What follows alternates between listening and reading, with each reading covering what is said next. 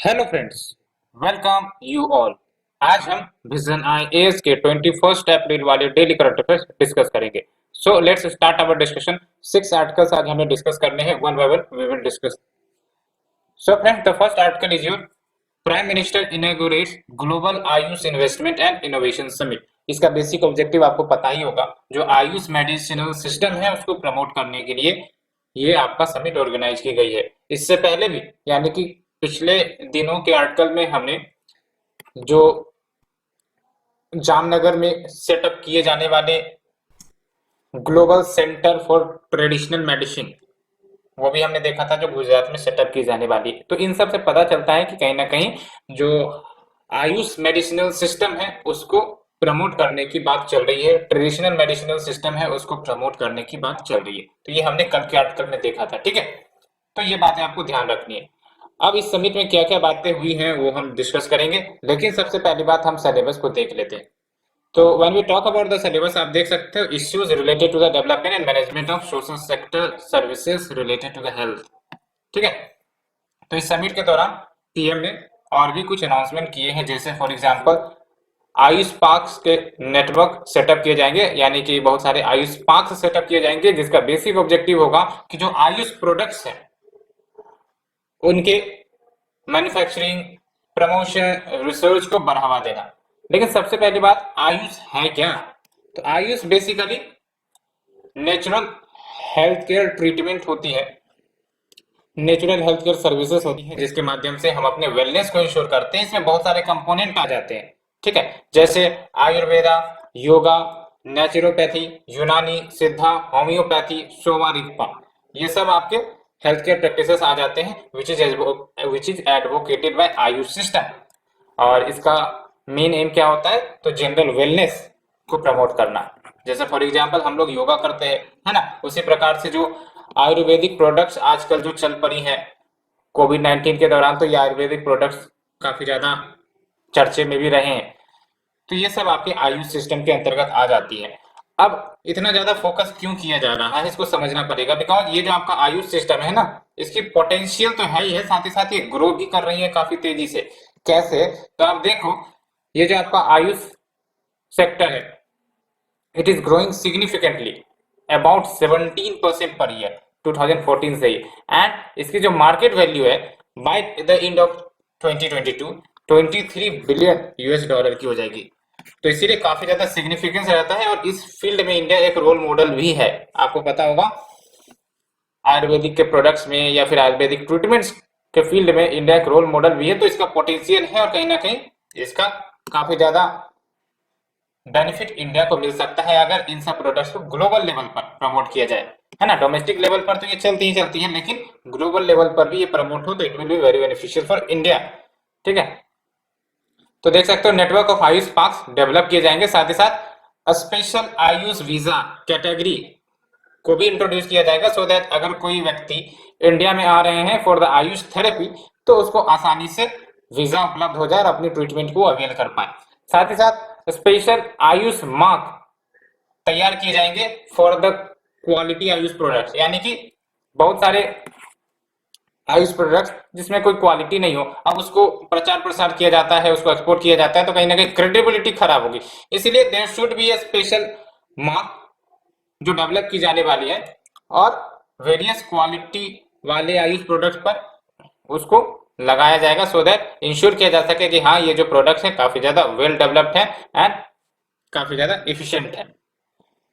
सो ये बातें हो गई। साथ ही साथ आयुष एक्सपोर्ट प्रमोशन काउंसिल को भी लॉन्च किया जाएगा आने वाले समय में, जो आयुष से रिलेटेड प्रोडक्ट्स के एक्सपोर्ट का प्रमोशन करेगा, as well as 4 Ayush ICT initiatives, जिसमें आपके Ayush information hub, Ayush soft, Ayush next and Ayush GIS, ये सब डेवलप किए जाएंगे, ठीक है। अब बात करते हैं कि आयुष को प्रमोट करने के लिए क्या क्या इनिशिएटिव गवर्नमेंट ने लिया है। तो we have the national Ayush mission, ठीक है, and we have also central sector scheme for promotion of international cooperation in Ayush, जैसे आईसी स्कीम जिसमें कहते हैं, so that Ayush therapy and Ayush products को बूस्ट किया जा सके, उनके सपोर्ट को बूस्ट किया जा सके। And we have the Ayush Aahar category which has been announced by FSSAI, this FSSAI means food safety and standard authority of India, ठीक है।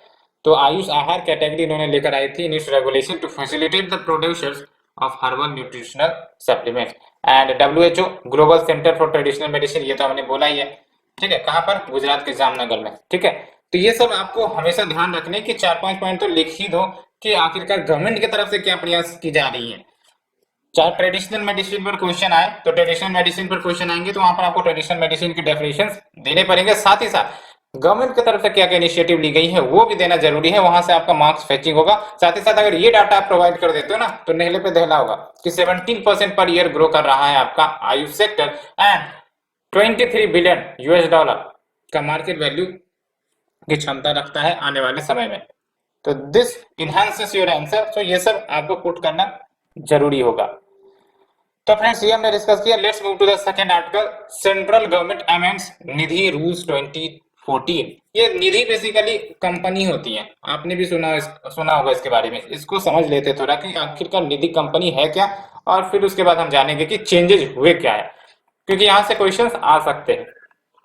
तो when we talk about the syllabus, तो आप देख सकते हो Indian economy and issues related to planning, mobilisation of resources and growth. तो इसके अंतर्गत आपका ये आएगा। निधि कंपनी है क्या बेसिकली? तो निधि कंपनी बेसिकली एक आपका कंपनी ही है, और इसमें क्या होता है, जैसे कुछ लोग एक साथ आएंगे, लेट से कुछ लोग एक साथ आते हैं, सबके पास कुछ कुछ रुपये होंगे, लेट से सबके पास 1-1 लाख रुपया है ना, 10 लोग है, और सब आते हैं बोलते हैं भाई साहब चलो एक साथ हम लोग इन पैसे को जमा करते हैं, और फिर अगर हम 10 में से किसी को जरूरत पड़ेगी तो फिर हम लोन के रूप में इसको अवेल कर सकते हैं।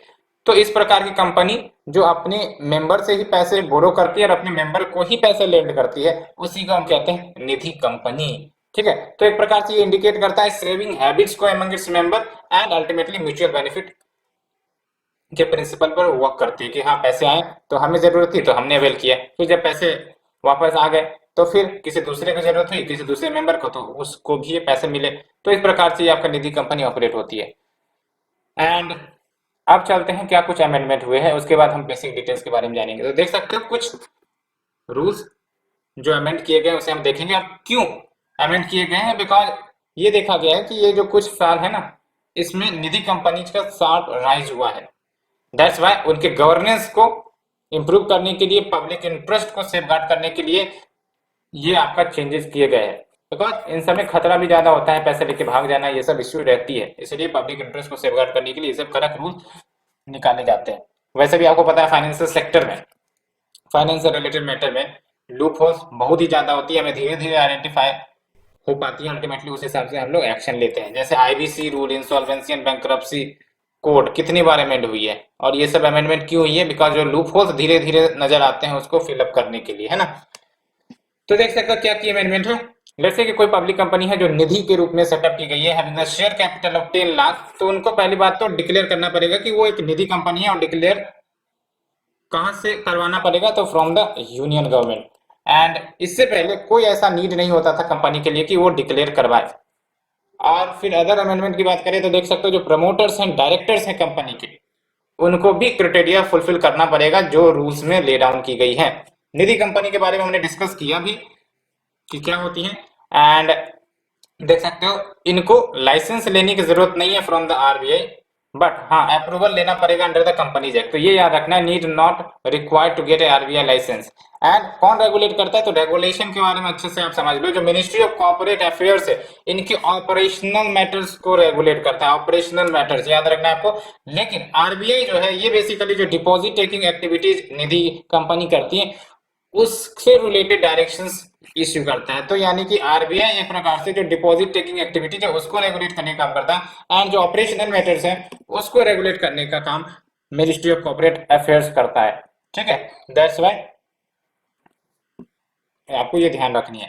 And it can not deal with chit funds, hire purchase finance, leasing finance, insurance और सिक्योरिटी बिजनेस। इन सब सेक्टर में इनका कोई लेना देना नहीं होना चाहिए। एंड ये बात तो मैंने आपको बताया ही, it is strictly prohibited from accepting deposits from और lending fund to any other person except member. सिर्फ और सिर्फ मेंबर से ही ये पैसे डिपॉजिट के रूप में एक्सेप्ट करेंगे, और सिर्फ मेंबर्स को ही पैसे एज ए लेंडिंग के रूप में दे सकते हैं, और किसी को नहीं। ये अच्छे से याद रखना, यहाँ पर आपको कंफ्यूजन क्रिएट किया जा सकता है ऑप्शंस में।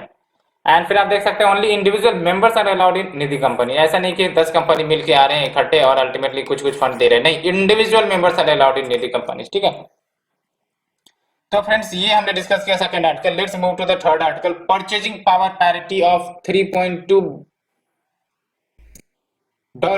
Made India formal poverty line. तो ये बेसिकली रिकमेंड की गई है। अभी क्या होता है इसको आपको समझना पड़ेगा। वर्ल्ड बैंक का एक थ्रेशोल्ड डेफिनेशन है to identify the poverty line. वो क्या है? $1.9, ठीक है। यानी कि इससे नीचे अगर कोई लिविंग कर रहा है तो वो आपका पुअरर कराएगा, पॉवर्टी के कैटेगरी में आ जाएगा। इससे ऊपर अगर कोई लिविंग कर रहा है तो फिर वो आपका पॉवर्टी से परे है। यानी कि ये आपको समझ में आ गया। अब दूसरी इंपॉर्टेंट बात ये है कि आपको ये कुछ डेवलपमेंट समझने पड़ेंगे।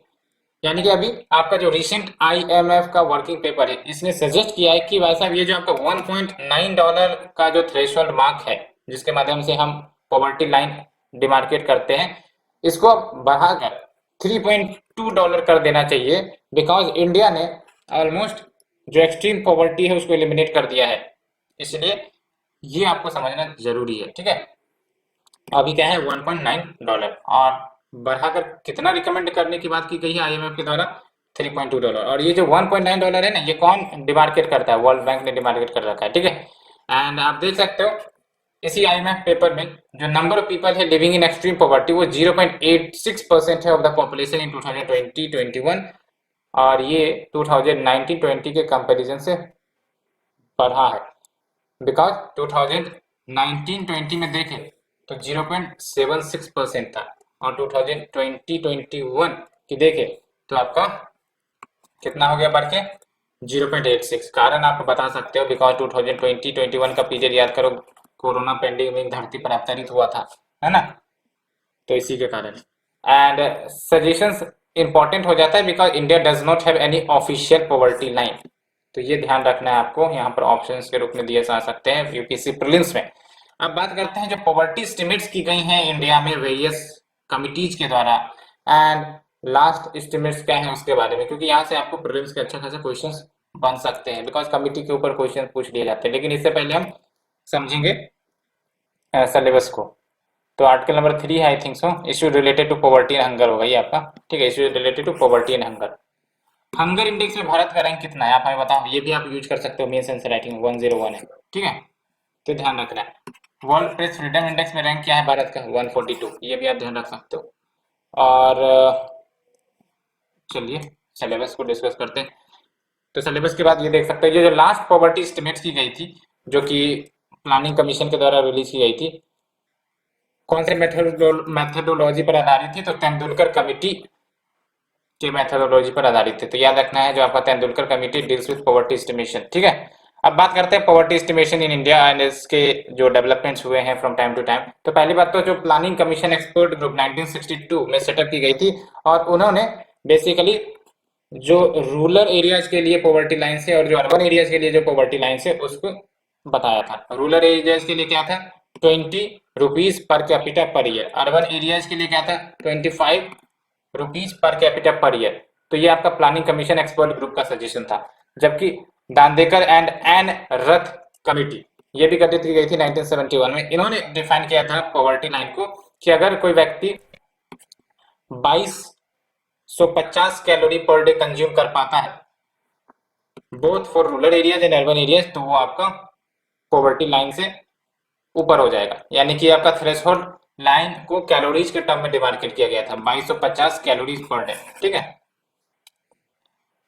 एंड नेक्स्ट बहुत सारी कमिटीज आए थे जैसे अलग कमेटी, लखदेवाला कमेटी, तेंदुलकर कमेटी जो 2009 में आई थी, इन्होंने भी पॉवर्टी एस्टिमेशन किए थे। एंड जो लेटेस्ट एस्टिमेशन है वो रंगराजन कमेटी, ये ध्यान रखनी है, 2014 में इन्होंने बेसिकली पॉवर्टी लाइन को डिफाइन किया था कि जो मंथली पर कैपिटा एक्सपेंडिचर है अर्बन एरियाज के लिए ₹1407 एंड रूरल एरियाज के लिए अगर monthly per capita expenditure ₹972 define की गई थी। यानी कि अगर कोई व्यक्ति ₹972 या ऊपर खर्च कर पा रहा है तो इसका मतलब वो आपका पॉवर्टी से ऊपर है रूरल एरियाज के लिए। अर्बन एरियाज के लिए यही आपका 1407 रुपीज हो जाता है। अब ये अर्बन एरियाज के लिए ज़्यादा क्यों है? इट इज ऑल बिकॉज जो कॉस्ट ऑफ लिविंग होती है अर्बन एरियाज में ज़्यादा होती है, ठीक है, एंड रूरल एरियाज में कॉस्ट ऑफ लिविंग कम होती है।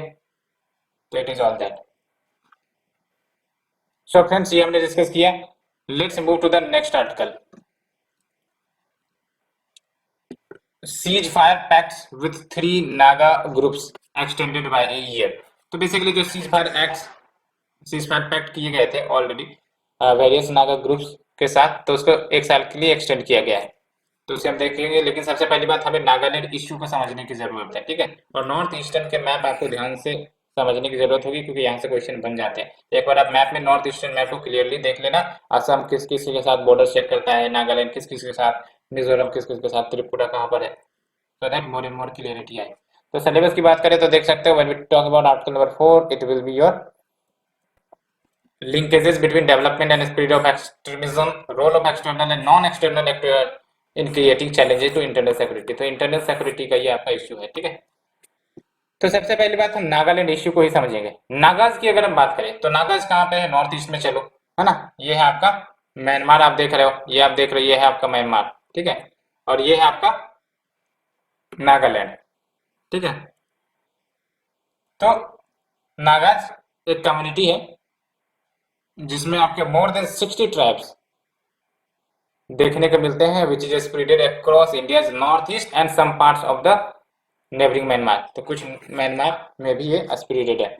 और इनका इंडिपेंडेंस के बाद से ही एक डिमांड रहा है कि जो हमारी कम्युनिटी है, that is the Naga communities, इसकी अपनी डिस्टिंक्ट आइडेंटिटी है। दैट्स वाई हम इंडियन यूनियन के साथ नहीं रहना चाहते, हमारा एक अपना सेपरेट यूनियन हो। और इसके लिए मूवमेंट भी चली थी बहुत सारी। दैट्स वाई यहाँ पर आपके एक्सट्रीमिस्ट इवेंट्स होते रहते हैं। देख सकते हो, under leadership of Angami Zapu Phizo, Naga national council ने नागालैंड को इंडिपेंडेंट स्टेट के रूप में डिक्लेयर कर दिया था 14 अगस्त 1947। ये डेट देखो, 14 अगस्त 1947, और हमारा देश 15 अगस्त को आजाद हुआ था, उसके जस्ट एक दिन पहले, क्योंकि वो सब माहौल चल रहे थे इंडिपेंडेंस वाले, ठीक है। और ये हमने डिस्कस किया। और फिर अब चलते हैं इश्यू के बारे में। ये आपने समझ लिया ना। तो ये टोटल एरिया को भी समझ लो कि ये टोटल कहाँ कौन कौन से एरिया में आ जाते हैं। तो जो मिनिस्ट्री ऑफ होम अफेयर्स है, इन्होंने एग्रीमेंट्स को 1 साल के लिए एक्सटेंड कर दिया है with the National Socialist Council of Nagaland, NK, National Socialist Council of Nagaland, reformation and National Socialist Council of Nagaland के खामजो। ये जो आप तीन देख रहे हो, तीन जो आप एसोसिएशन देख रहे हो या ग्रुप्स देख रहे हो, ये बेसिकली एक ही ग्रुप के टूटे हुए कंपोनेंट है। कैसे? तो यहाँ पर हिस्ट्री में आते हैं। देखो 1980 में जो आपका एनएससीएन है, एनएससीएन यानी कि यहाँ पर आओ, हाँ, national Socialist Council of Nagaland, ये बेसिकली ब्रेक डाउन हुई थी फ्रॉम एनएनसी, यानी कि पहले तो एक ही ऑर्गेनाइजेशन था एनएनसी, लेकिन उससे बहुत सारे ऑर्गेनाइजेशन निकले। एक निकला आपका एनएससीएन 1980 में, दूसरा निकला आपका एनएससीएन आईएम जो इसैक एंड मुइवा के द्वारा लीड किया जाता था, और एक निकला आपका एनएससीएन के which was led by Khaplang. तो इससे आप देख सकते हो मल्टीपल एसोसिएशंस निकले हैं, और इन्हीं के साथ जो एग्रीमेंट्स किए गए थे गवर्नमेंट के द्वारा, अभी एग्रीमेंट को 1 साल के लिए एक्सटेंड किया गया है। और इस माध्यम से बेसिकली गवर्नमेंट प्रयास कर रही है कि जो वेरियस नागा ग्रुप्स है उनके साथ मिल बैठकर नागा पीस अकॉर्ड साइन कर लिया जाए। तो जो आपका एनएससीएन आईएम है, ये जो आप देख रहे हो, ठीक है, ये बेसिकली ग्रेटर नागालैंड की डिमांड करता है। इसमें वो सारे नागा इनहेबिटेड एरियाज आ जाएंगे along with the Nagaland, and इसमें आपको ध्यान रखना है कि several districts of Assam, Arunachal Pradesh, Manipur along with large area of Myanmar, ये सब हिस्से आ जाते हैं जो ये डिमांड करते हैं ग्रेटर नागालैंड में। एंड इनका डिमांड सेपरेट फ्लैग का भी है एंड सेपरेट कॉन्स्टिट्यूशन का भी है।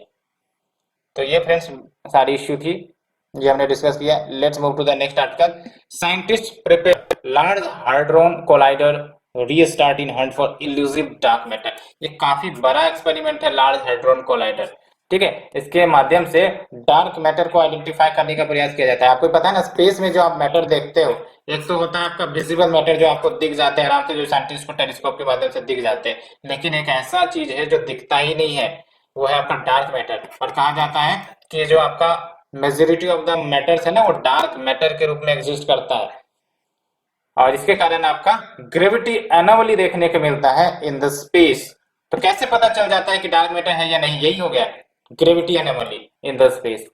बिकॉज अगर मैटर है तो कहीं ना कहीं ग्रेविटी प्रभावित होगी होगी, इसलिए जब देखा जाता है, जब विजिबल मैटर की ग्रेविटी को कैलकुलेट किया जाता है एंड जो एक्चुअल में रिजल्ट आता है, दोनों में डिस्क्रिपेंसी रहती है, तो इसका मतलब कहीं ना कहीं कुछ अन्य मैटर तो जरूर हैं जो ग्रेविटी को अफेक्ट कर रहे हैं। वो अन्य मैटर क्या है? वो डार्क मैटर है ना। तो उसको आइडेंटिफाई करने के लिए ये सब एक्सपेरिमेंट चल रहा है, बिकॉज इनको आइडेंटिफाई करना मुश्किल ही नहीं, नामुमकिन तो नहीं कह सकते अमिताभ बच्चन का डायलॉग, लेकिन हाँ काफी चैलेंजिंग है। ठीक है, तो सिलेबस की बात कर लेते हैं। सबसे पहली बात तो ये, तो देख सकते हैं awareness in the field of space, space में हो गया आपका। तो scientist at European Organization for Nuclear Research, जिसको हम CERN कहते हैं, ये जो आपका European Organization for Nuclear Research, इसको CERN कहते हैं, ये आपका लार्ज हाइड्रोजन कोलाइडर को फायर अप करेगा, बिकॉज इसको कुछ समय के लिए शट डाउन कर दी गई थी for the maintenance and also due to the कोविड-19 डिले। तो ये जो आपका LHC है, ये आपका इल्यूसिव डार्क मैटर को सर्च करेगा। Dark matter is the matter जो ना तो लाइट को एब्जॉर्ब करता है, ना ही रिफ्लेक्ट करता है, ना ही इमिट करता है। ठीक है, इसका मतलब it is extremely hard to spot. तो एलोग में एक मुश्किल ये भी है कि ये इंटरेक्शन भी नहीं कर पाता इलेक्ट्रोमैग्नेटिक फोर्स के साथ। अब जब इंटरेक्शन सब नहीं होंगे तो पता ही नहीं चल पाएगा कि भाई साहब डार्क मैटर का क्या फीचर्स है भी है या नहीं भी। तो पता कैसे चलता है? तो it is inferred only from the gravitational effect जो विजिबल मैटर पर देखने को मिलते हैं। वही मैंने आपको बताया कि जैसे फॉर एग्जाम्पल गैलेक्सीज है, अब गैलेक्सीज का मास कैलकुलेट किया गया, अब गैलेक्सीज का मास कैलकुलेट किया गया विजिबल गैलेक्सी का, और पता चला कि वो जो एक्चुअल मास है एंड जो हमने कैलकुलेट किया उससे भिन्न आ रहा है। इट सिंपली मीन्स कि there is some other matter जो उस गैलेक्सी के मास को बढ़ा रहा है। What is that matter? It is your dark matter. ठीक है, तो देख सकते हैं believe that dark matter is what gives galaxies extra mass generating extra gravity they need to stay intact all together. ये बातें हो गई। On the other hand visible matter, जिसको हम बारियोनिक मैटर भी कहते हैं, एंड इट कंसिस्ट ऑफ बैरियंस, बैरियंस यानी कि प्रोटॉन्स, न्यूट्रॉन्स, इलेक्ट्रॉन्स। एंड अगर हम इस एक्सपेरिमेंट की बात करें LHC की, तो ये मोस्ट पावरफुल पार्टिकल एक्सेलरेटर जो अभी तक बनाई गई है, एंड इसके माध्यम से जो आपके प्रोटॉन्स या आयंस है उसको एक्सेलरेट करवाया जाता है at the speed of light. And देख सकते हो it is 27 kilometre long ring of super conducting magnets with a number of accelerating structures, जो पार्टिकल की एनर्जी को बूस्ट करता है अलॉन्ग द वे। एंड ये जो एक्सेलरेटर है वो कहाँ पर है आपका? तो बेसिकली 100 मीटर अंडरग्राउंड में ये एक्सेलरेटर को बनाया गया है एट द CERN। एंड आपको पता है ना, ये जो लार्ज हैड्रोजन कोलाइडर था, इसी के माध्यम से हमारा जो गॉड पार्टिकल है हिग बोसोन को आइडेंटिफाई किया गया था 2012 में, है ना। It found the Higgs boson particle which will enable us to understand as to why elementary particles have mass. तो ये बातें हमने डिस्कस की friends. Let's move to the next one. Chinese solar photovoltaic suppliers reneging on deals unplugs India solar capex plant. इसका simple सा मतलब है, जो हम PV मॉडल्स चाइनीज सप्लायर के द्वारा मंगवाते हैं, तो उन्होंने बेसिकली सप्लाई कॉन्ट्रैक्ट्स को मानने से इनकार किया है। तो जाहिर सी बात है इसका जो इम्पैक्ट है वो इंडिया के जो डिजायर है सोलर एनर्जी कैपेसिटी को हासिल करने का, उस पर प्रभाव होगा ही होगा। इसलिए बोला जाता है कि कहीं ना कहीं हमें इंडिजीनियस कैपेबिलिटी बनानी पड़ेगी for the solar photovoltaic cells और PV मॉड्यूल्स। बिकॉज देख सकते हैं कब सप्लाई चेन डिसरप्ट हो जाए किसी भी कारणों से वो नहीं कहा जा सकता। रशिया यूक्रेन के कारण देख सकते हो we have the rise in oil prices as well as other type of supply chain disruption. तो ये बातें हो जाती है। तो अगर हम आर्टिकल नंबर 6 की बात करें तो इंफ्रास्ट्रक्चर एनर्जी में आपका ये कवर हो जाएगा। और देख लो सप्लाई कॉन्ट्रैक्ट से बैकिंग आउट करते हुए जो चाइनीज सप्लायर्स है, अब इसके कारण क्या होगा? जाहिर सी बात है सप्लाई इंडिया में कम आएंगी तो पैनल की प्राइसेस क्या होंगी? बढ़ जाएंगी, यानी कि सोलर पैनल्स की प्राइसेस बढ़ जाएंगी। अब जाहिर सी बात है जब पैनल की प्राइसेस बढ़ जाएंगी तो जो फास्ट ट्रैक से हम इम्प्लीमेंट कर रहे थे अपने सोलर पावर कैपेसिटी को बिल्टअप करने के लिए, वो कहीं ना कहीं पेस स्लो हो सकती है, बिकॉज प्राइस ही बढ़ गई है और इतनी ज़्यादा डिपेंडेंसी है चाइनीज के ऊपर कि आप यहाँ पर देखो डाटा से more than 80% of India solar PV module market किसके द्वारा, चाइनीज सप्लायर के द्वारा कंट्रोल किए जाते हैं। And India currently has manufacturing capacity of what 3 gigawatt of solar cells and 15 gigawatt for PV modules, बस इतनी सी कैपेसिटी है। आप देख सकते हो ये कहीं ना कहीं इंडिया का जो गोल है of producing more and more renewable energy उसको भी हैम्पर करेगा, specially the solar power. And कैसे, तो देख सकते हो एक तो ऑलरेडी 100 गीगावाट सोलर इंस्टॉलेशन करने का टारगेट था बाय 2022, सिर्फ और सिर्फ 51 गीगावाट ही अचीव हो सके हैं बाय 2022 फैब। तो क्या इश्यूज आ रही है, डोमेस्टिक प्रोडक्शन क्यों नहीं बढ़ पा रहा है? तो पहली बात तो it is technological and capital intensive process, काफी ज्यादा कैपिटल की रिक्वायर करता है ये आपका सेक्टर।